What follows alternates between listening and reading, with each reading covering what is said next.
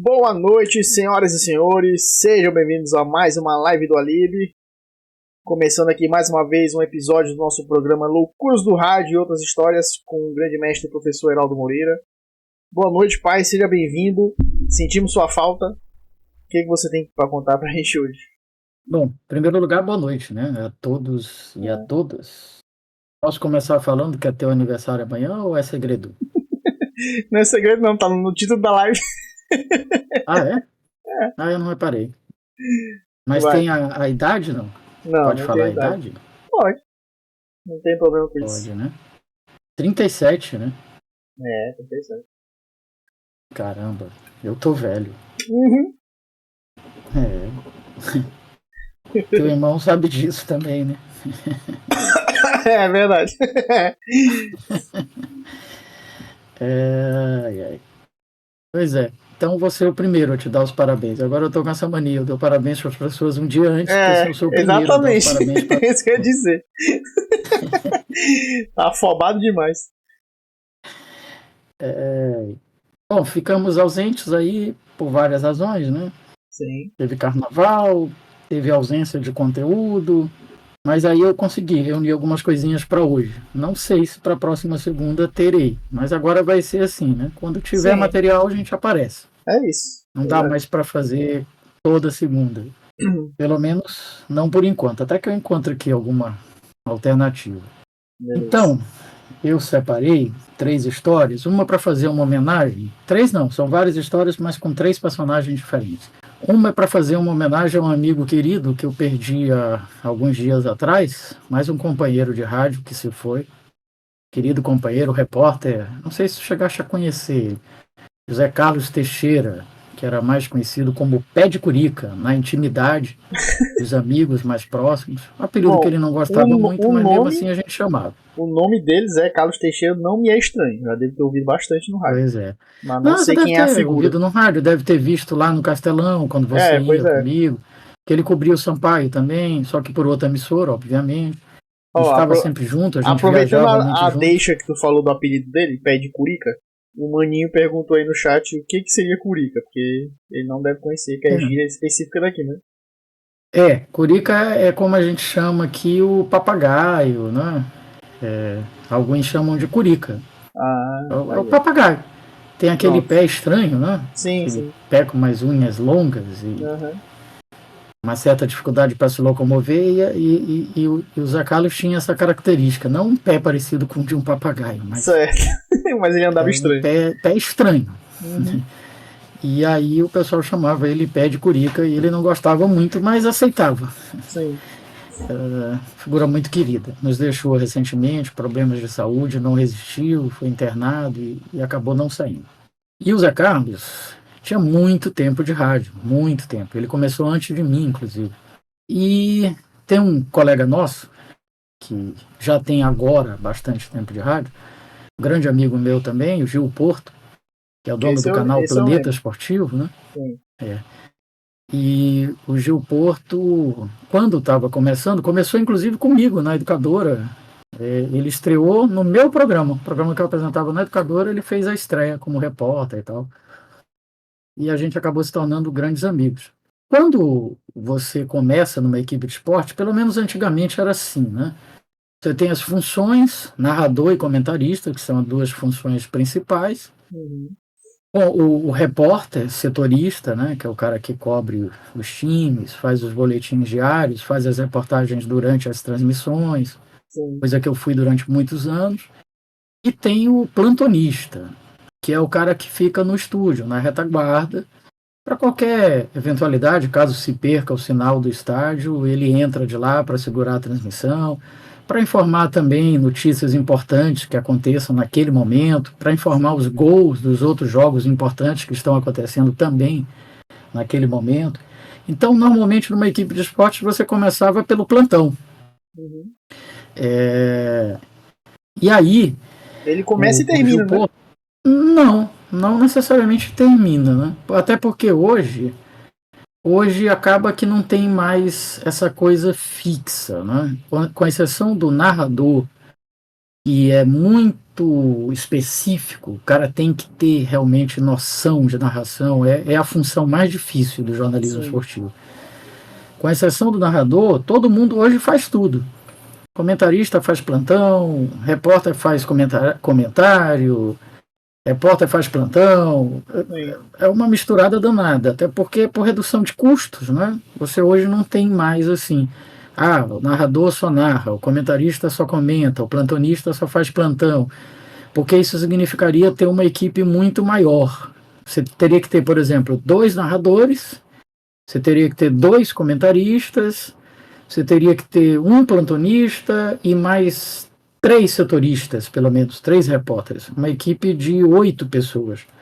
E dá para fazer isso com um narrador, dois narradores, é importante, né? Porque um pode estar de férias, adoecer, e como eu disse, é a função mais específica, não dá para substituir por qualquer um. Um comentarista, 2 repórteres, dá para montar uma equipe assim. É um número mínimo, né? Bem pequeno, todo mundo vai se desdobrar muito, mas dá. Mas na época que o Gil começou, ainda era específico assim. Setorista é setorista, que é o repórter, comentarista é comentarista, narrador é narrador e plantonista é plantonista. Ele começou como plantonista. Começou de baixo, como todo mundo, o Gil Porto. E aí o Zé Carlos Teixeira estava trabalhando numa outra emissora, num jogo lá. E o Gil Porto trabalhando pela nossa emissora, que era educadora. O Zé Carlos, eu acho que estava pela Rádio Capital e o Gil Porto pela educadora. E o plantonista que encerrava antes a transmissão, né? Depois que trabalhava, depois que os repórteres encerravam as reportagens no estádio, o comentarista analisava o jogo, aí voltava para o estúdio para o plantonista fechar a transmissão com os resultados pelo resto do Brasil e do mundo. Né? Pois é, então por isso que eu falei isso, que o plantonista começava e encerrava. Tá, mas eu pensei que tu estava falando em relação à carreira, não em relação à transmissão. Eu estava falando da transmissão. Ele abre e fecha a transmissão. Então tá certo. Não, na realidade ele não abre, quem abre é o narrador, né? O narrador abre fazendo a chamada pré-jornada, acionando os repórteres, o comentarista, o plantonista, e aí no final o plantonista encerrava. Hoje não é mais assim. O começo é igual, mas o fim não é mais com o plantonista. O fim é com o comentarista. Por quê? Porque antes no Rádio AM a gente tinha 1 hora de pós-jornada. 1 hora de pré-jornada, 2 horas de jogo e 1 hora de pós-jornada. Então dava tempo de ter comentário e plantão. Hoje a gente só tem 1 hora de pré-jornada e só meia hora de pós-jornada. Por quê? Porque é FM. E na FM a ideia é que não tenha muita conversa, muito papo. É mais a informação e música. Então terminou o jogo, é só meia hora para o comentarista analisar. Nem meia hora, porque tem ali uns 10 minutos de coletivas com os treinadores, reportagens com os jogadores e 20 minutos de comentário e acabou. Não tem nem plantonista. Entendeu? Então é uma outra dinâmica. Mas nessa época aí, ainda era AM, a dinâmica ainda era de 1 hora de pós-jornada e tal. Como o Zé Carlos era repórter, ele terminou o trabalho dele antes e foi para um ponto de ônibus, esperar o ônibus dele para ir para casa. O Gil Porto, que era plantonista, terminou depois. Então o Zé Carlos estava no ponto de ônibus e vou dar uma passeada aqui nas outras rádios para ver como é que está o pessoal trabalhando e tal. Aí eu vi o Gil Porto e ele ainda não conhecia o Gil Porto, assim, pessoalmente, né? Já sabia que ele tinha estreado, já sabia que ele estava começando e tal. Aí ficou ouvindo para ver, deixa eu ver esse garoto, se ele é bom e tal. Aí viu, poxa, o menino é bom, hein? Sabe fazer direitinho, tem uma voz boa e tal. Por coincidência, o Zé Carlos está esperando o ônibus dele no ponto. Gil Porto termina o trabalho, encerra a jornada e vai para o mesmo ponto, pegar o ônibus. E aí o Zé Carlos reconheceu ele. E aí chegou perto dele. Mas ele sabia como era o rosto dele? Sabia, porque já tinha visto a foto dele em algum lugar, acho que no jornal, quando foi noticiada a estreia dele e tal. Porque geralmente pessoal de rádio, dificilmente você reconhece a fisionomia da pessoa. Mas os colegas conhecem, porque assim, hoje é mais fácil porque tem o WhatsApp, você vê lá a figura, tem os cards das transmissões que aparecem as fotos. Tem YouTube da rádio, então tu olha todo mundo. Tem o YouTube com as imagens, mas na época não era realmente fácil. Como é que sabia? ou porque você conhecia no estádio, era apresentado e tal, olha, esse aqui é o repórter novo, tal, da rádio e tal, ou porque, que eu acho que foi o que aconteceu, ainda tem, acho que só um cara hoje que ainda faz assim, não, acho que duas pessoas, um cara e uma menina, que ainda fazem cobertura só de rádio e TV, assim, com informações sobre programas novos, pessoas novas que estão começando, faz jornalismo só de rádio e TV, sabe? Falando sobre as pessoas e sobre os acontecimentos do rádio e da TV. Então acho que foi assim que Zé Carlos viu a foto do Gil Porto. E aí reconheceu ele, e também pelas características. Acho que ele estava com a camisa da rádio, estava ouvindo rádio também, então só podia ser ele. Aí o Zé Carlos se aproximou no ponto de ônibus e falou: vem cá, você não é o Gil Porto, lá da educadora? Aí o Gil Porto falou: sou. E ficou todo feliz, né? Que, porra, mal tinha começado, já estava sendo reconhecido nas ruas e tal. E aí o Zé Carlos disse: olha, eu estava te ouvindo agora aqui. Detalhe, o Gil Porto não reconheceu o Zé Carlos. Sendo não que ele é mais reconheceu antigo, que ele era né? um cara já de rádio há muito tempo, né? Com nome conhecido e tal. Sim. Achou que era apenas um ouvinte, né? Aí o Zé Carlos disse: olha, tava ouvindo aqui, cara, você encerrando a transmissão de vocês no plantão, você tá bem, hein? Você tem uma voz boa, você sabe fazer, fez muito bem, parabéns e tal. Aí o Gil Porto vira para o Zé Carlos e diz assim: ah, me dá teu nome aí, porque na próxima transmissão que eu fizer eu vou te mandar um abraço. Aí o Zé Carlos vai se ferrar, porra, que me mandar um abraço. Eu sou de rádio também, pô. Eu sou há muito mais tempo do que tu. Sou muito mais conhecido do que tu. Tu vai me mandar abraço, porra nenhuma. O Zé Carlos ficou puto. Entendeu? E esse Zé Carlos, ele perdia a paciência, às vezes, assim, muito fácil, né? Tem uma outra história também. Ele fazia um programa musical na Rádio Timbira, uma época que ele trabalhou na Timbira. Sim. E tinha muita participação de ouvinte pelo telefone, né? Naquela época não era WhatsApp, era telefone mesmo. Sim. E aí as pessoas ligavam ainda do orelhão, né? E uma mulher ligou para o programa dele para pedir uma música, né? Aí ele: estamos aqui ao vivo agora com a fulana de tal, tá ligando pra gente lá do bairro tal, e ela vai pedir uma música. Boa tarde, fulana. Aí ela: Zé Carlos? Aí ele: oi, fulana, tô te ouvindo, você já está no ar. Aí ela: Zé Carlos? Ele: sim, fulana, você já está ao vivo no programa tal, aqui na Timbira, nós estamos te ouvindo, qual é a música que você quer? Aí ela: Zé Carlos? Ela só dizia isso, né? Zé Carlos, e não falava nada. Ele: sim, a gente está te ouvindo, pode falar, já gritando. E a mulher: Zé Carlos? Aí ele ficou puto, disse assim: fala, infelética. E isso ficou uma marca registrada dele, assim, porque todo mundo, quando encontrava ele, dizia: fala, infelética, porque perdeu a paciência com a ouvinte. Mas uma coisa que me marcou muito, a gente viajava muito juntos para fazer jogos pelo Brasil, e viajamos até para o exterior. Aquela viagem que a gente fez para a Colômbia, por exemplo, a gente foi juntos. Sim. E a gente quase sempre ficava no hotel, no mesmo quarto, porque eu tinha muita afinidade com ele. Então eram quartos duplos, né? Então ficava sempre 2 repórteres de emissoras diferentes, mas em quartos iguais. E quase sempre eu ficava com ele. Às vezes era quarto triplo e ficávamos 3, mas quase sempre eram 2. E uma coisa que eu achava muito engraçado, que ele era torcedor do Sampaio, mas torcedor assim, fanático, né? Ele cobria o Sampaio e era torcedor do Sampaio. E aí ele ficava doidinho atrás da escalação do time que ia jogar contra o Sampaio. Até que ele descobria. E aí ele pegava a escalação do time que ia jogar contra o Sampaio, anotava num papelzinho, enrolava e colocava dentro do congelador do frigobar do hotel, do quarto do hotel. Caraca, era a mandinga dele, né?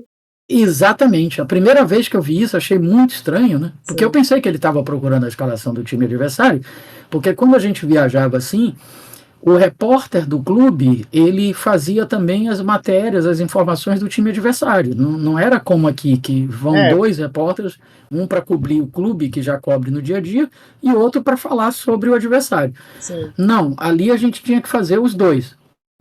E aí eu achava que ele estava no desespero para pegar a escalação só para ter a informação, né? Mas não, era para isso. Ele anotava, enrolava e colocava dentro do congelador. Aí um dia eu perguntei para ele, Zé Carlos, que diabo é isso aí, rapaz? O que tu tá fazendo aí? Que tu pegou a escalação do adversário do Sampaio, anotou, enrolou e jogou dentro do congelador. Ele é para congelar o adversário. Ele acreditava muito que isso funcionava, assim, né? Era uma característica dele. Também ele detestava quando a gente usava a palavra desgraça. Eu lembro disso também. Algumas vezes que eu falava para ele, desgraça, não sei o que. Ele, rapaz, não usa essa palavra. Essa palavra atrai coisa ruim. Isso é muito coisa de, coisa de mãe, de vó. Já ouvi muito isso. Mas ele tinha essa característica, meu querido amigo, saudoso amigo. Bom, um outro cara, aí vamos para o segundo personagem.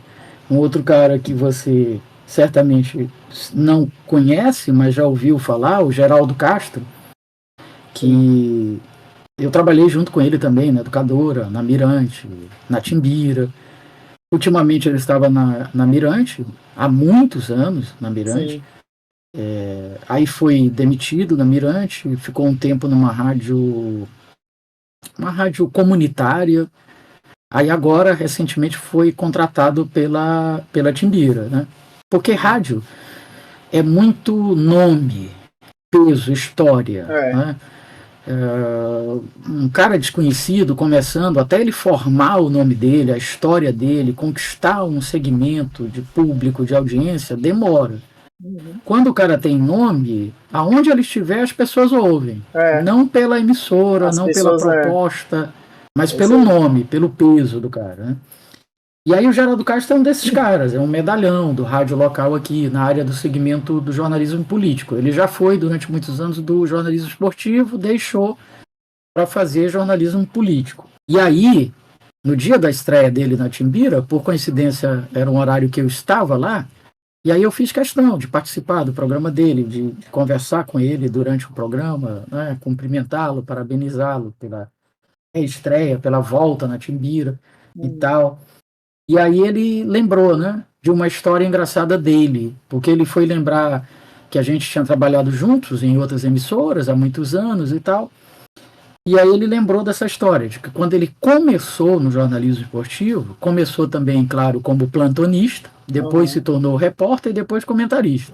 E aí ele disse que teve um jogo que ele estava como um comentarista, era Botafogo e Fluminense, alguma coisa assim, jogo do Rio de Janeiro, né?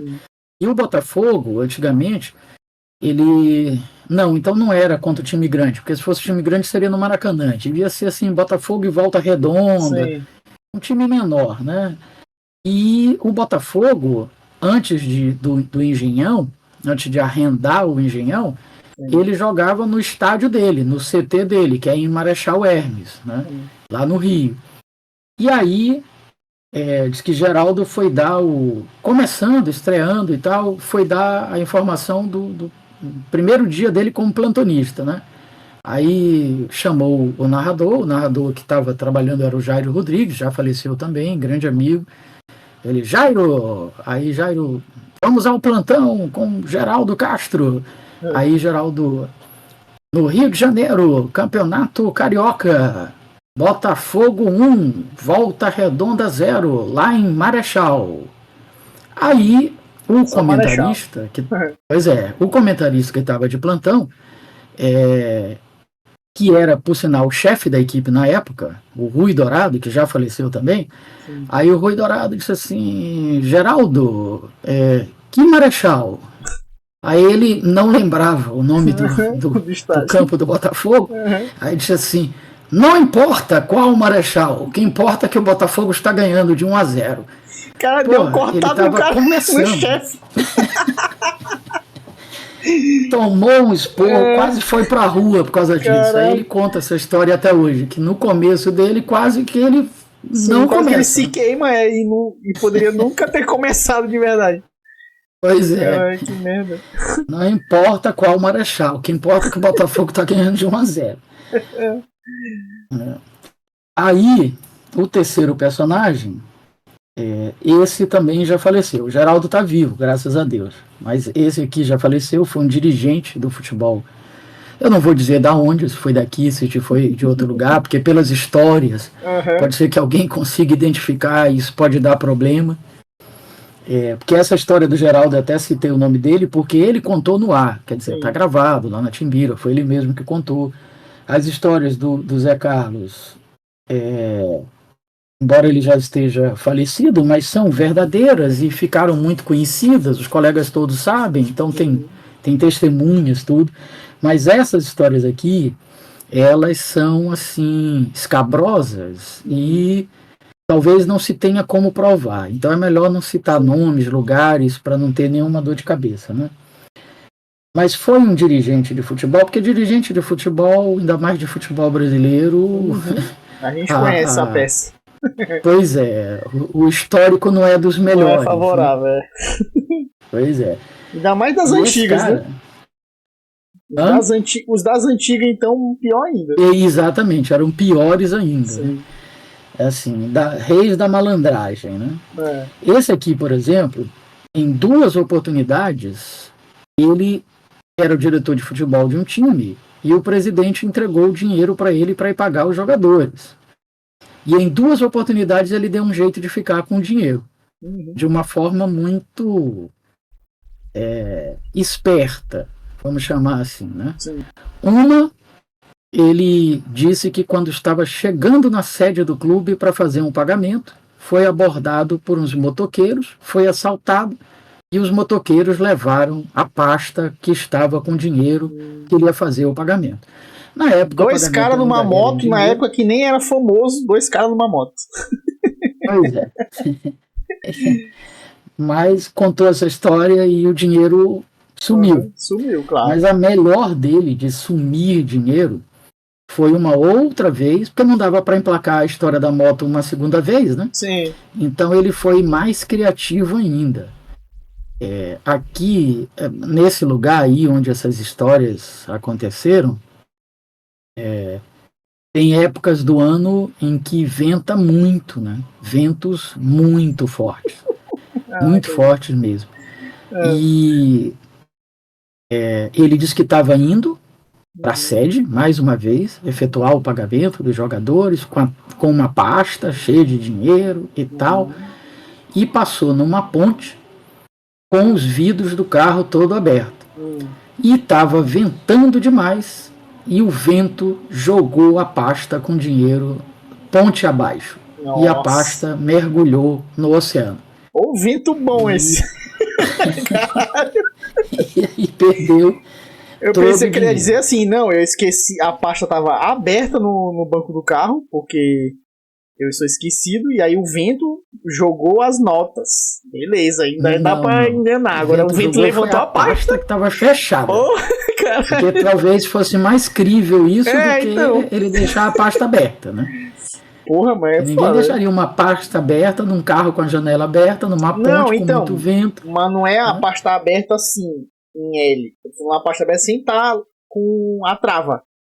E aí o vento bateu e levantou. O vento levantou a tampa e voou o dinheiro. Aí beleza, dá pra enganar mais do que o vento carregar uma pasta.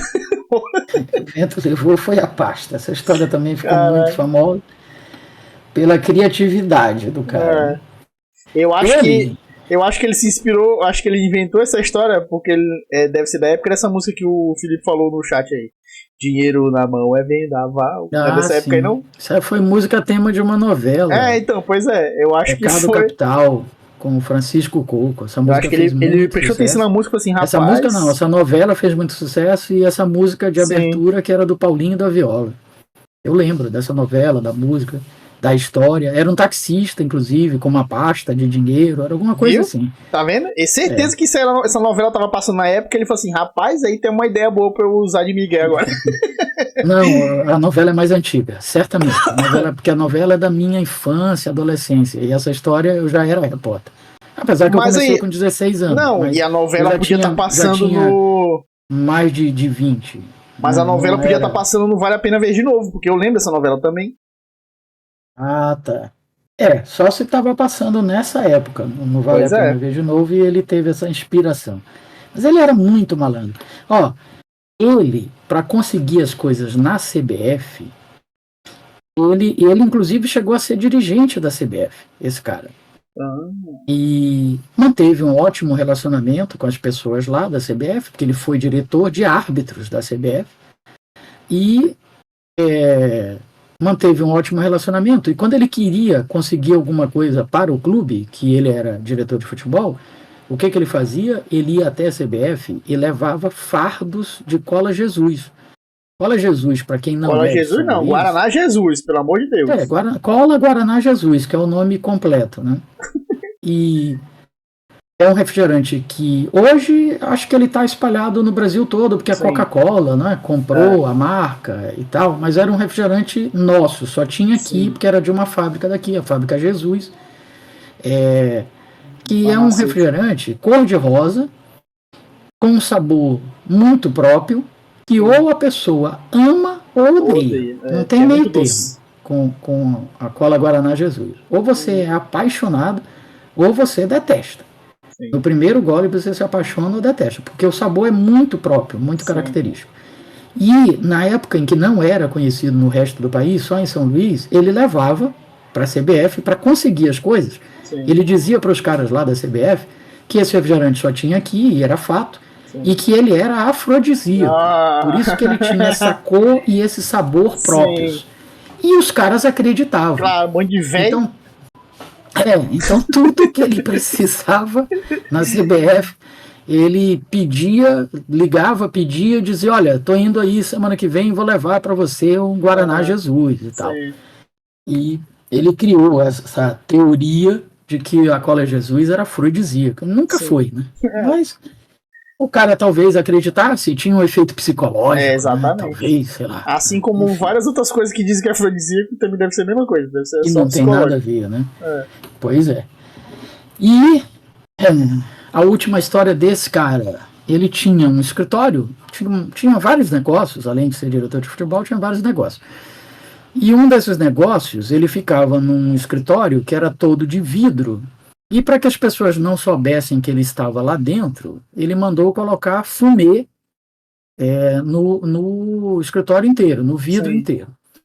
E daqueles fumês que ele estava lá dentro, ele sabia quem estava fora. Sim. Né? Mas quem estava fora não via ele lá dentro. Sim. Só que com o tempo, né, com o desgaste do material, do fumê, não sei o quê, começou a abrir assim, uns buracos assim, nas laterais, no canto e tal. Vai rasgando no canto, geralmente é assim. Isso. E aí, os salários do time que ele estava trabalhando nessa época, porque ele trabalhou em mais de um time.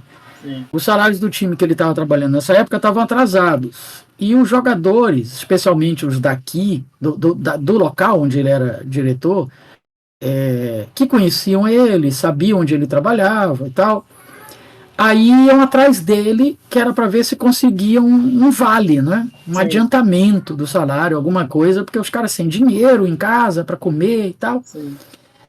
E aí foi um grupo de 3 ou 4 jogadores e foram lá para esse escritório dele, ficar esperando ele. Aí Sim. E ficavam de vez em quando espiando por esse buraco, né, que tinha no fumê do vidro do escritório. Sim. Quando viram que ele chegou, aí ligaram pro celular dele e disseram, ô fulano, rapaz, a situação tá complicada, arruma pelo menos um vale aí pra gente, a gente vai até o teu escritório, e aí você consegue aí pelo menos uns, não sei se a moeda da época era reais, mas vamos imaginar que sim, consegue aí pelo menos uns R$100 pra gente, pra comprar um gás, pra comprar uma carne, porque o negócio tá complicado em casa e tal. E aí ele atendendo o celular dos caras e dizendo assim, cara, eu até conseguiria, eu até tenho aqui um dinheiro que dá para dar um vale para vocês e tal, mas o problema é que eu estou no Rio, eu estou na CBF, resolvendo problemas do clube, inclusive conseguindo a liberação de dinheiro para fazer o pagamento e tal. Aí os caras olhando ele lá dentro do escritório, né? Aí deixa de mentir, porra, que a gente tá te olhando aqui, tu tá dentro do escritório. Então ele era assim, ele era cheio de artimanhas. Famoso né? migueloso. Assim. Todo migueloso realmente. Mais um grande dirigente, um cara muito engraçado, muito esperto, conseguia muita coisa positiva para o clube, mas tinha essas malandragens. Sim. Como de resto os demais dirigentes, né? Especialmente, como tu disseste, os das antigas. Ele deu um exemplo aqui. Ele disse que não lembra se foi dito naquela vez que a gente falou de entrevista de jogador, mas teve um jogador do Inter que uma vez agradeceu a Antártica pela caixa de Brahma que deram pra ele. Essa história, ela é real, mas dizem que foi o Vicente Mateus, ex-presidente do Corinthians. Ele mencionou isso também aqui no chat, Vicente Mateus, esse nome aí. Exato, ex-presidente do Corinthians, que era um cara folclórico também. Sim. Foi naquele ano, o Corinthians fazia muitos anos que não era campeão paulista, não me lembro quanto tempo, mas fazia muitos anos, e conseguiu ser campeão. E eu não me lembro se foi a Antártica ou a Brahma, na época eram as duas maiores concorrentes desse ramo de cerveja. Uma delas quis se aproveitar do momento, Corinthians, né, a segunda maior torcida do Brasil, ganhando um título do Campeonato Paulista, coisa que não fazia há muitos anos e tal. Então entrou em contato com o presidente, Vicente Mateus, disse: presidente, a festa do título vai ser por nossa conta, cerveja toda a gente vai dar de graça. Para jogadores, dirigentes, comissão técnica, sócios torcedores, vai ser uma grande festa e a gente vai bancar tudo. Sim. E ele, que era meio desligado, assim, era bem folclórico, ele foi dessa entrevista, né? Os caras perguntando: e aí, presidente, é a festa do título e tal? Ele: não, uma grande festa, inclusive acabo de receber aqui a ligação de um dos dirigentes da Antártica e dizendo que vão bancar tudo pra gente e tal, e eu gostaria muito de agradecer ao pessoal da Brahma que vai mandar essas Antárticas pra gente e tal. Foi mais ou menos isso. Sim. Dizem que essa história é verdadeira. Eu nunca ouvi essa entrevista, mas comenta-se que essa história realmente aconteceu. Tem cara de ser folclore do futebol, tanto é que pra ele era um jogador dando uma entrevista, jogador do Inter dando uma entrevista. E aí pra ti a história já veio como se fosse o dirigente do Corinthians. Aí, pois é. Deixa mais claro que não tem muita veracidade. Vicente Mateus era muito folclórico, muito folclórico. Teve várias histórias dele, assim. Se procurar aí na internet, histórias de Vicente Mateus, vai encontrar muita coisa. Muita gente fala, tem muita história que envolve ele, mas eu acho que tem muita história também que o pessoal inventa e diz que foi ele que fez. Porque não tem como provar. A não ser que tenha ficado gravada mesmo a entrevista, né? Ó, tá vendo? O Mani falou um outro aqui que é clássico também, falam que é dele. Ele dando entrevista falando: nosso time tem que ser que nem o pato, que é um bicho aquático e gramático. E dizem que foi ele também. Pois é, então. Vicente Mateus. É um dos que é famoso, dos que a gente falou. Eu vi outro dia o que foi falando sobre o pato, cara. Foi uma coisa engraçada, um comentário que eu vi alguém falando sobre o pato, que o pato ele anda mal. Ele faz um monte de coisa, mas não faz nada direito. Não faz nada que preste. Porque ele anda mal, ele voa mal e ele nada mal. Então, faz um monte de coisa, mas todas faz mal feito. O pessoal usa isso pra fazer analogia, quando a pessoa faz muita coisa ao mesmo tempo. Fala assim, tá agindo que nem pato, fazendo várias coisas ao mesmo tempo, mas não faz nenhuma delas direito. Nenhuma que preste, pois é. É isso, filhão. Então é isso, né? Por hoje. Acho que deu, né? Deu bastante. E aí a gente fica no aguardo de novas histórias para marcar o próximo programa, né? Sim. Então, beleza. Então. Deixa eu rapidinho, o Maninho falou um negócio dele. Tem um assunto que eu acho interessante pro Serado falar um dia. Sobre esportes que são melhores ou piores de serem transmitidos na rádio. Tá aí, ó. Fica aí a sugestão.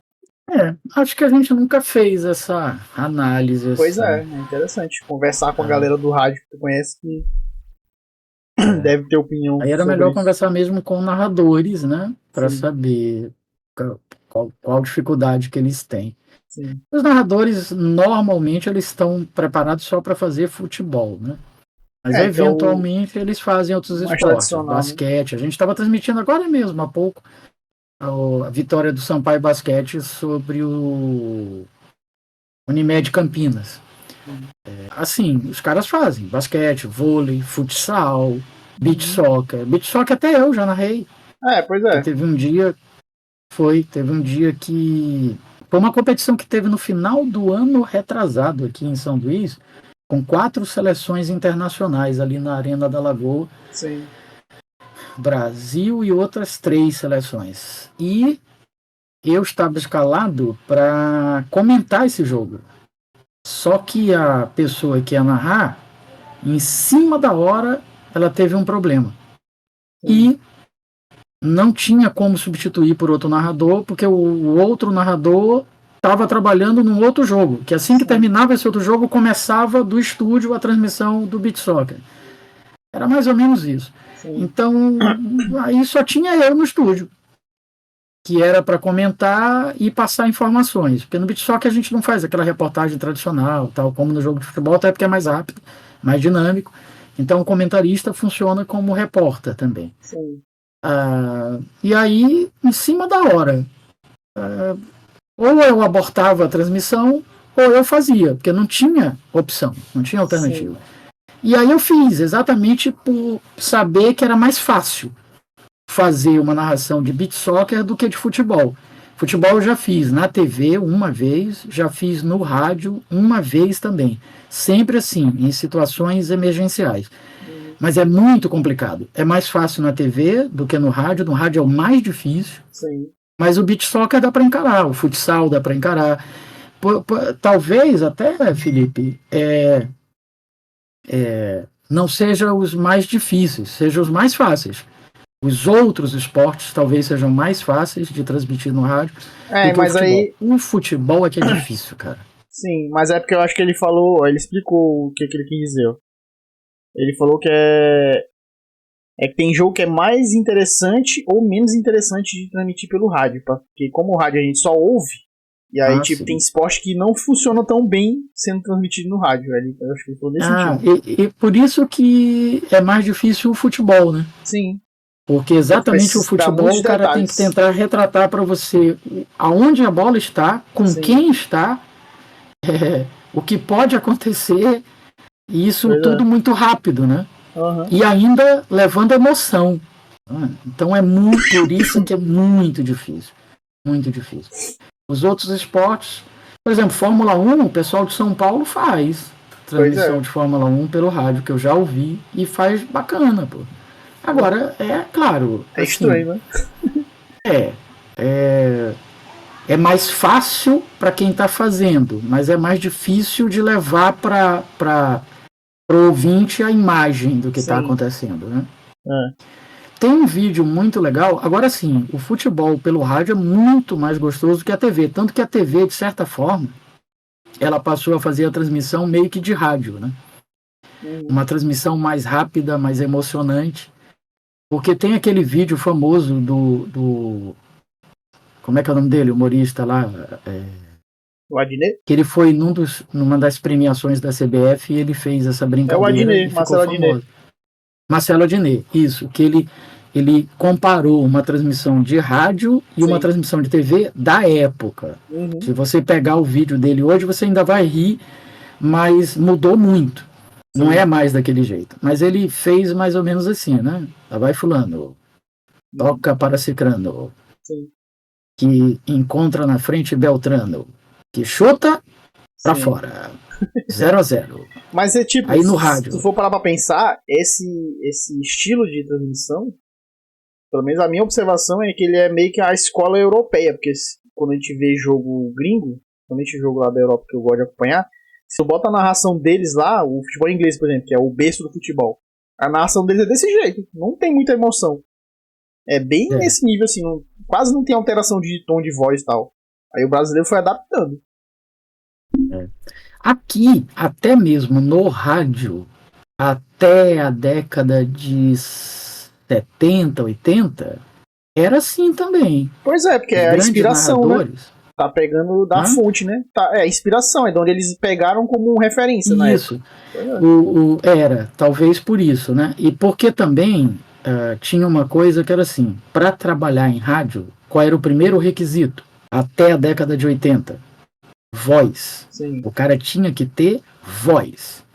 O mais importante era a voz. Conteúdo, para ser marcante, né? Estilo, não era muito importante, mas voz era importante. Sim. Então os grandes narradores do passado, tipo Jorge Cury, Valdir Amaral, eles tinham vozeirões, vozes lindas, vozes potentes. Tinha, Mas a transmissão era nesse estilo aí. tinha a Bola tradicional com voz de Zico rádio, né? Que a gente pela se acostumou. direita, toca na frente Paradilho, Aham. faz o lançamento, chega o Flamengo e tal. Era assim, era essa É, coisa, né?